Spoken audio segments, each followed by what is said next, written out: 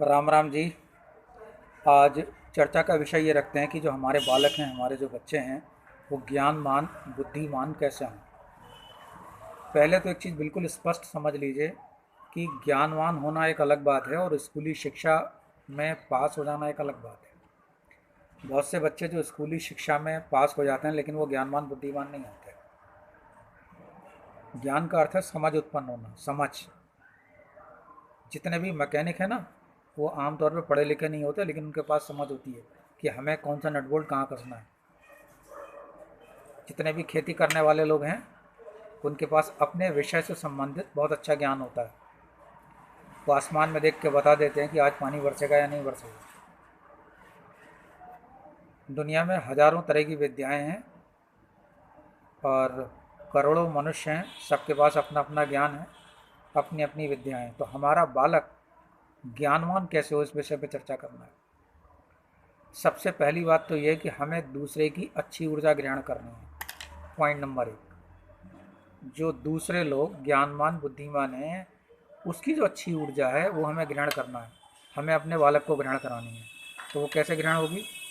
वो ऐसे ग्रहण होगी कि जो भी अच्छा श्रेष्ठतम शिक्षक हो, ज्ञानवान व्यक्ति हो, उसे हाथ जोड़कर प्रणाम करें।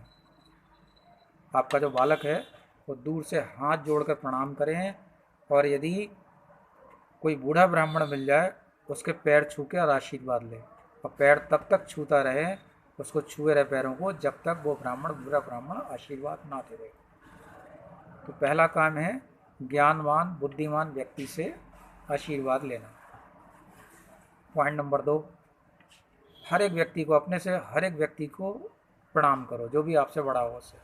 ये बच्चे को सिखा दीजिए कि जो भी आपसे बड़ा हो उसे प्रणाम करना है। हाथ जोड़ कैसे करना, प्रणाम। तो सामने वाला व्यक्ति कुछ तो कहेगा, आशीर्वाद शुरू, कुछ तो बोलेगा। वो आशीर्वाद बच्चे के जीवन में कायाकल्प कर देगा।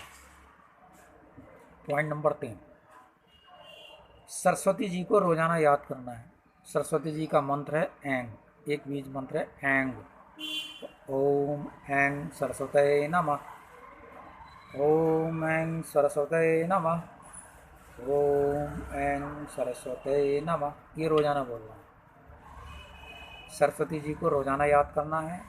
किताब जब खोलें, पुस्तक खोलें, तो 5 बार सरस्वती जी का मंत्र पढ़ें, ओम ऐं सरस्वते नमः। मंत्र जपने के बाद ही पुस्तक का अध्ययन शुरू करें, और जब पुस्तक बंद करें तो भी 5 बार ओम ऐं सरस्वते नमः का जाप कर लें। अगली बात, यदि आपके पास आपके बालक की कुंडली है, तारीख महीना सन समय है, कुंडली नहीं तो कुंडली बनवा के रखो। तो जो कुंडली में जो पंचम भाव होता है, लगन से पांचवा, नंबर 5 जहाँ लिखा हो वो नहीं, लगन से पांचवा भाव, वो पांचवा भाव शिक्षा का होता है। और जो लगन होती है वो बुद्धि और ज्ञान होती है। और जो नवम भाव होता है वो भाग्य का होता है। तो इन 3 चीज़ों के जो भी मालिक हों, जो ग्रह मालिक हों, उसका मंत्र जाप रोजाना 5-5 बार या 20-20 बार, 21-21 बार कर लें।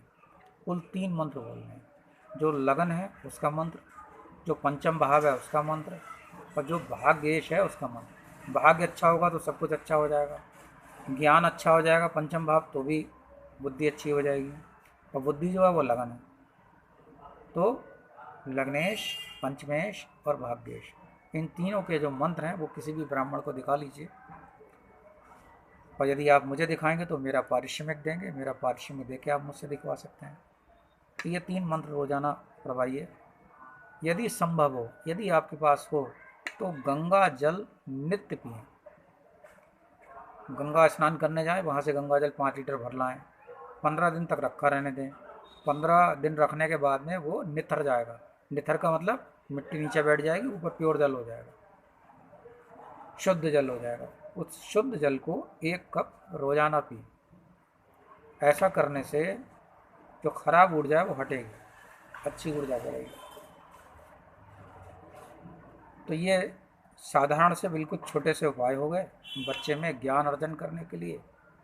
देखो भाई, खरबपति आदमी के पास भी ना बेवकूफ़ बच्चा हो सकता है।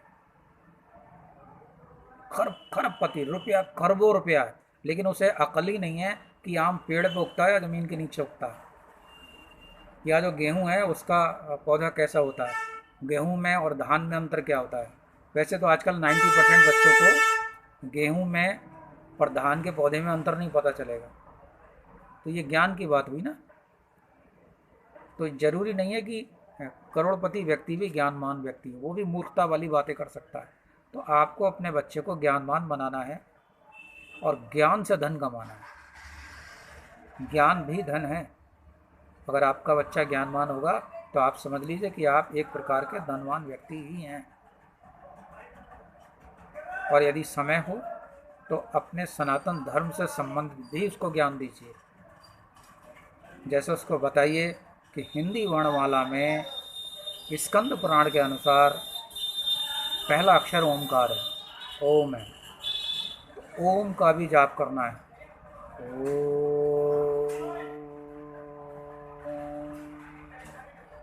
इस ओमकार का जाप करने से, ओम का जाप करने से आपकी बुद्धि में सुधार आएगा।